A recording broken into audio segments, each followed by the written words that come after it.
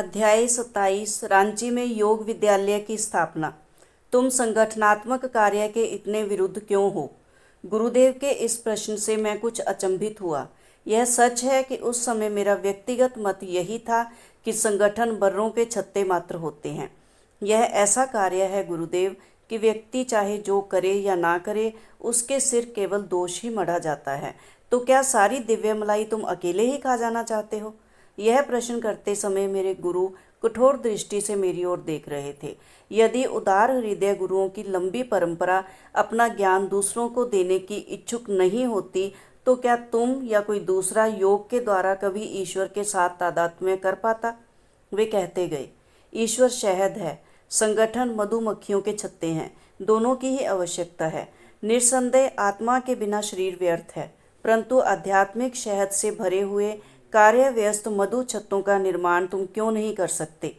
उनके उपदेश का मुझ पर गहरा प्रभाव पड़ा। मैंने प्रकट रूप से तो कोई उत्तर नहीं दिया, पर मेरे हृदय में एक दृढ़ संकल्प उभर आया। समस्त मानव जाति में मैं यथाशक्ति इन मुक्तिदायक सत्यों को वितरित करूंगा, जिन्हें मैंने अपने गुरु के चरणों में बैठकर प्राप्त किया है। मैंने प्रार्थना की, हे प्रभु, मुझे आशीर्वाद दो कि तुम्हारा प्रेम मेरी भक्ति की वेदी पर सदा आलोकित रहे और मैं तुम्हारे प्रेम को सभी हृदयों में जगा सकूं।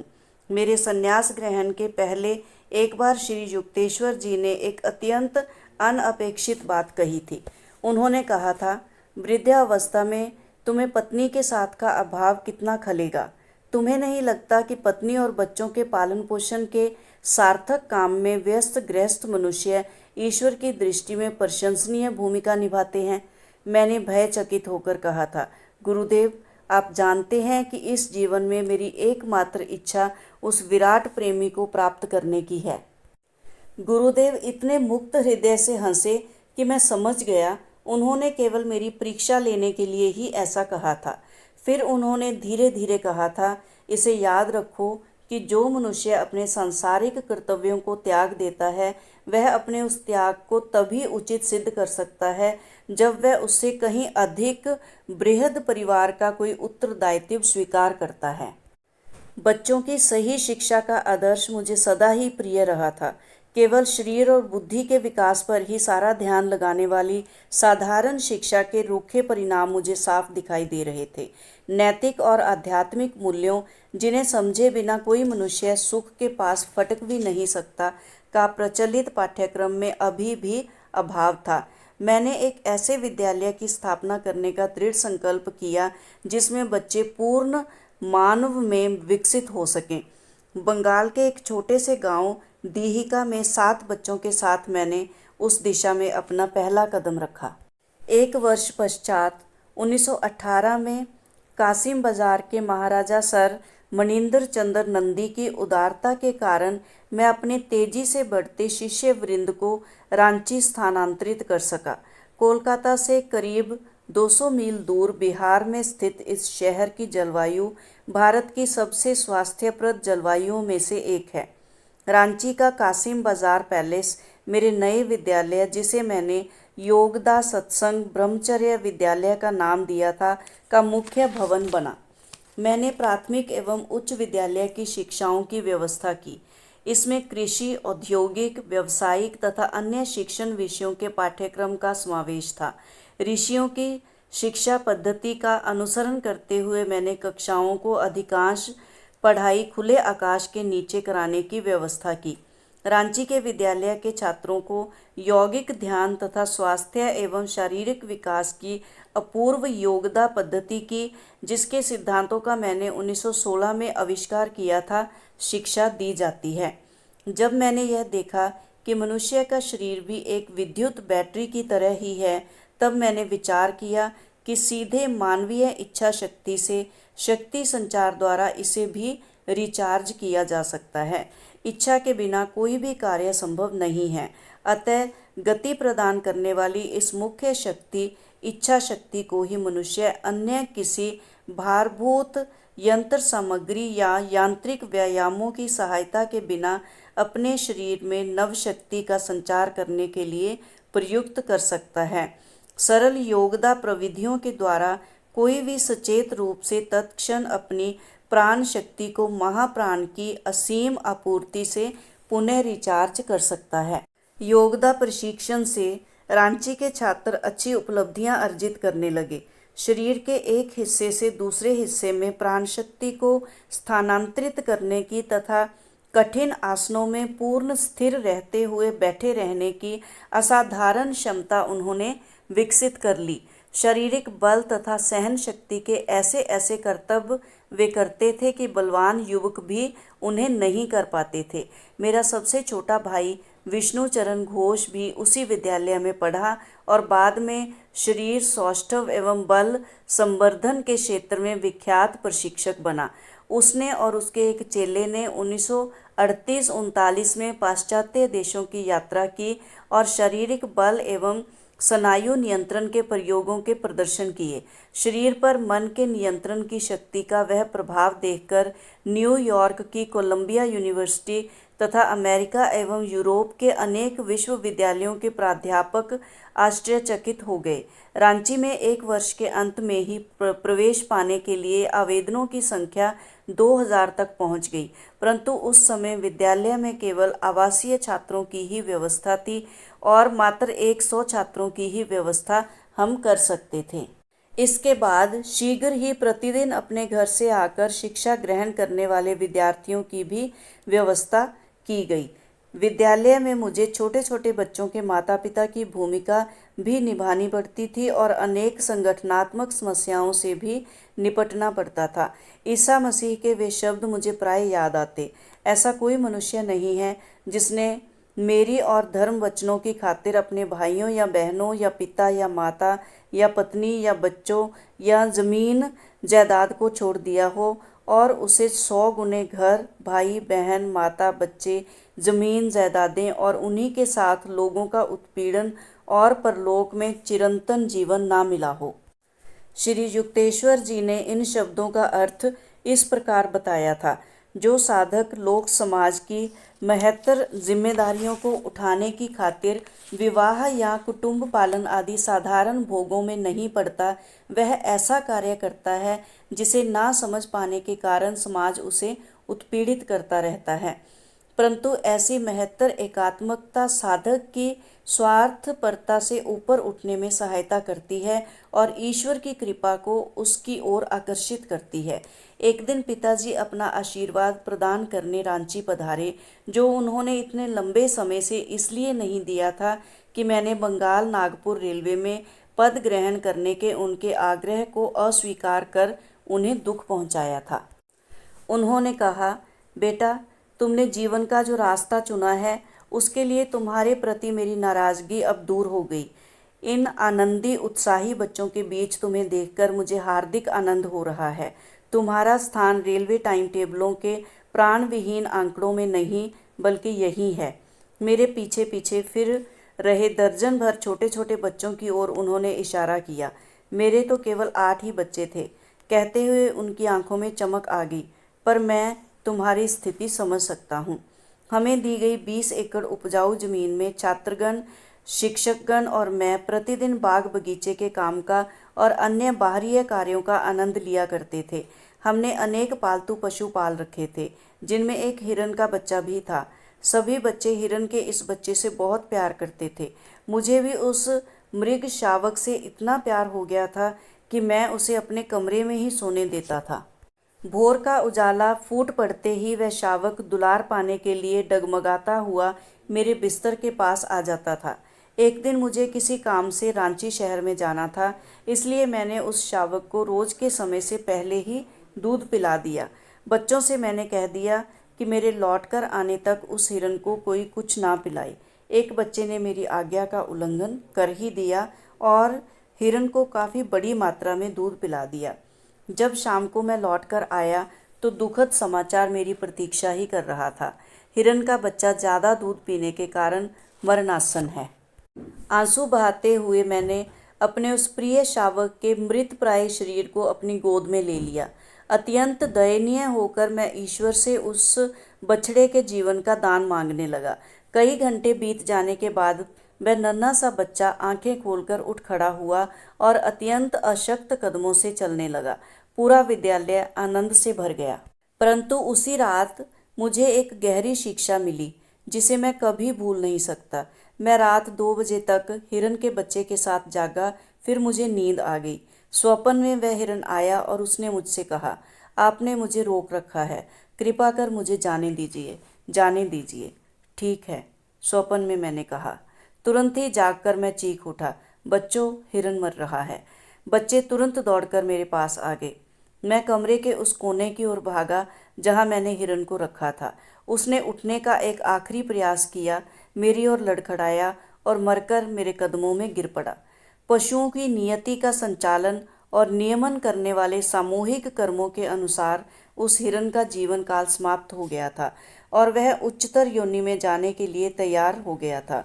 परंतु अपनी गहरी आसक्ति और अपनी तीव्र प्रार्थनाओं के द्वारा मैं उसे उस पशु रूप के बंधन में जकड़े रखने में सफल हो रहा था जिससे मुक्त होने के लिए उसकी आत्मा तड़प रही थी। उस आत्मा ने मेरे स्वप्न में आकर मुझसे अनुरोध किया, क्योंकि मेरी सप्रेम अनुमति के बिना या तो वह जाना नहीं चाहती थी या जा नहीं सकती थी। जैसे ही मैं मान गया, वह चली गई। मेरा सारा शोक दूर हो गया। फिर एक बार यह बात मेरी समझ में आ गई कि ईश्वर की इच्छा यह है कि उसकी संतानें सबको उसका अंश समझकर प्रेम करें और भ्रम में यह न माने कि मृत्यु के साथ ही सब कुछ समाप्त हो जाता है। अज्ञानी मनुष्य मृत्यु की केवल दुर्लांघ्य दीवार को ही देख पाता है जो उसके प्रियजनों को सदा के लिए छिपा देती प्रतीत होती है, परंतु दूसरों को ईश्वर की अभिव्यक्तियां मानकर उनसे प्रेम करने वाला अनासक्त मनुष्य जानता है कि उसके प्रियजन केवल थोड़े से समय के लिए ही ईश्वर के आनंद का उपभोग करने के लिए मृत्यु के अधीन हुए हैं। रांची का विद्यालय एक छोटी सी सादी सी शुरुआत से विकसित होकर अब बिहार एवं बंगाल में सुपरिचित संस्था बन गया है। विद्यालय के अनेक विभाग ऋषियों के शिक्षा आदर्शों को चलाते रहने की इच्छा रखने वाले लोगों के स्वैच्छिक दान से चलते हैं। मिदनापुर एवं लखनपुर में विद्यालय की विकासोन्मुख शाखाएं स्थापित हो गई हैं। रांची के मुख्यालय में एक चिकित्सा विभाग भी चलाया जाता है, जहां उस क्षेत्र के गरीबों को निःशुल्क चिकित्सा एवं दवाइयां उपलब्ध कराई जाती हैं। विद्यालय ने खेलकूद प्रतिस्पर्धाओं के साथ साथ शिक्षा के क्षेत्र में भी अपनी छाप बनाई है, जहां विद्यालय से निकलने वाले अनेक छात्रों ने बाद में विश्वविद्यालयीन जीवन में अच्छी ख्याति प्राप्त की है। गत 3 दशकों में अनेक सुविख्यात पौर्वात्य और पाश्चात्य स्त्री पुरुषों ने रांची के विद्यालय को भेंट देकर उसका मान बढ़ाया है। वाराणसी के द्विशरीरी संत स्वामी प्रणवानंद जी 1918 में कुछ दिन के लिए रांची आए थे। बाहर खुले मैदान में वृक्षों के नीचे चल रही कक्षाओं के सुंदर दृश्य को और संध्या समय छोटे छोटे बच्चों को घंटों यौगिक ध्यान में निस्तब्ध बैठे देखकर वे अत्यंत प्रभावित हुए। उन्होंने कहा, बच्चों की सही शिक्षा के लहरी महाशय के आदर्शों का इस संस्था में पालन होता देखकर मुझे अत्यंत आनंद हो रहा है। इस संस्था को मेरे गुरुदेव के आशीर्वाद प्राप्त हों। मेरे पास बैठे एक बच्चे ने योगीराज से कुछ प्रश्न पूछने का साहस कर लिया। स्वामी जी, उसने कहा, क्या मैं सन्यासी बनूंगा? क्या मेरा जीवन केवल ईश्वर के लिए है? यूं तो स्वामी प्रणवानंद जी मंद मंद मुस्कुरा रहे थे, परंतु उनकी दृष्टि भविष्य को भेद रही थी। उन्होंने कहा, बेटा, जब तुम बड़े हो जाओगे तब एक सुंदर वधू तुम्हारी परीक्षा कर रही होगी। वर्षों संन्यास लेने की इच्छा रखने के बाद उस लड़के ने विवाह कर ही लिया। स्वामी प्रणवानंद जी के रांची से प्रस्थान करने के थोड़े दिन बाद मैं उनसे मिलने अपने पिताजी के साथ कोलकाता में उस घर में गया जहां वे कुछ दिन के लिए ठहरे हुए थे। कई वर्षों पहले की हुई प्रणवानंद जी की भविष्यवाणी अचानक मेरे मन में उभर आई। मैं बाद में तुमसे मिलूंगा जब तुम अपने पिताजी के साथ आओगे। जैसे ही पिताजी ने स्वामी जी के कमरे में प्रवेश किया, उस महान योगी ने अपने आसन से उठकर मेरे पिताजी का प्रेम आदर के साथ आलिंगन किया। उन्होंने पिताजी से कहा, भगवती, तुम स्वयं अपने लिए क्या कर रहे हो? क्या तुम देखते नहीं तुम्हारा बेटा किस तेजी के साथ अनंत ईश्वर की ओर बढ़ रहा है? अपने पिता के समक्ष अपनी प्रशंसा सुनकर मैं शर्मा गया। स्वामी जी आगे कहते गए, तुम्हें याद है हमारे गुरु बार बार कहा करते थे, बनत बनत बन जाए।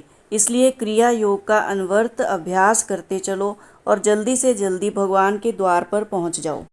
वाराणसी में उनके साथ मेरी पहली विस्मयकारी भेंट के समय इतने स्वस्थ और बलवान दिखते उनके शरीर पर अब वृद्धावस्था के स्पष्ट लक्षण प्रकट हो रहे थे, तथापि शरीर अभी भी एकदम सीधा था। मैंने सीधे उनकी आंखों में आंखें डालकर पूछा, स्वामी जी कृपया मुझे एक बात बताइए, क्या वृद्धावस्था का आप पर प्रभाव नहीं पड़ रहा है? शरीर के दुर्बल होते जाने से क्या आपकी ईश्वरा अनुभूतियों में कोई कमी आ रही है? अत्यंत मधुर मुस्कान के साथ उन्होंने कहा, प्रियतम प्रभु अब मेरे और निकट आ गए हैं। उनके पूर्ण आत्मविश्वास ने मुझे विभोर कर दिया। वे कहते गए, मुझे अभी भी दोनों पेंशनें मिल रही हैं, एक इन भगवती से और दूसरी ऊपर से। ऊपर की ओर उंगली उठाते हुए थोड़ी देर के लिए वे समाधि अवस्था में चले गए। उनके मुखमंडल पर दिव्य तेज झलकने लगा। मेरे प्रश्न का कितना सार्थक उत्तर। प्रणवानंद जी के कमरे में अनेक पौधे तथा बीजों के पैकेट देखकर मैंने उनके प्रयोजन के विषय में जिज्ञासा प्रकट की। उन्होंने बताया, मैंने काशी हमेशा के लिए छोड़ दी है और अब हिमालय की ओर जा रहा हूँ। वहाँ मैं अपने शिष्यों के लिए एक आश्रम खोलूँगा। इन बीजों से पालक और कुछ अन्य साग सब्जियाँ पैदा होंगी। मेरे प्रिय शिष्य पूर्ण सादगी के साथ रहेंगे और अपने समय को ईश्वर के साथ तादात्म्य बनाए रखने में बिताएंगे और किसी चीज़ की आवश्यकता ही नहीं है। पिताजी ने अपने गुरु भाई से पूछा कि वे फिर कब कोलकाता आएंगे। अब कभी नहीं, प्रणवानंद जी ने उत्तर दिया। इसी वर्ष के बारे में लहरी महाशय ने मुझे बताया था कि मैं सदा के लिए अपनी प्राण प्रिय काशी को छोड़कर हिमालय में जाकर देह त्याग करूंगा। उनके शब्दों को सुनकर मेरी आंखें छलछला उठीं, परंतु स्वामी जी के चेहरे पर शांत मुस्कुराहट थी। उन्हें देखते हुए मुझे ऐसा लग रहा था मानो जगजननी की गोद में सुरक्षित बैठा स्वर्गलोक का कोई नन्हा शिशु हो।